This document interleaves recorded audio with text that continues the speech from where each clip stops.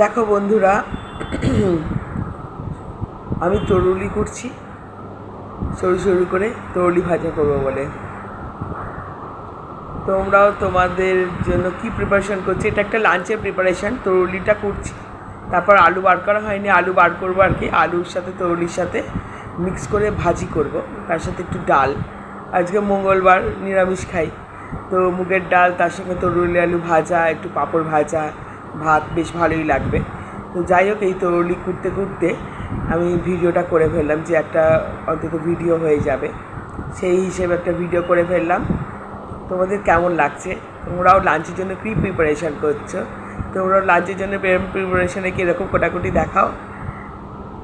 হ্যাঁ, আবার কী করবো, আর কোনো ভিডিও খুঁজে পাই না, কেউ ক্যামেরা করার নেই।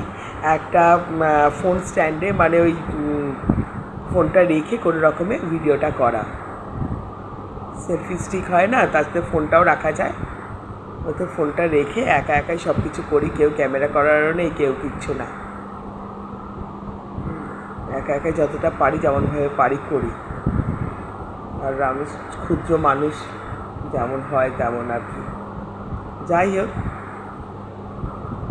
তো আজকে এই তরুলি আলু ভাজা, বেশ ঝাল ভাজা খেতে বেশ ভালোই লাগে। হ্যাঁ, একদম তেলে ফ্রাই করে, তার সাথে পাঁপড় ভাজা, মুগের ডাল।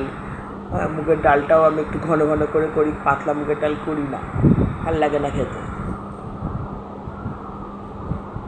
একটু তেজপাতা ফোড়ন দিয়ে মুগের ডালের স্বাদটাই বেশ অন্যরকম লাগে।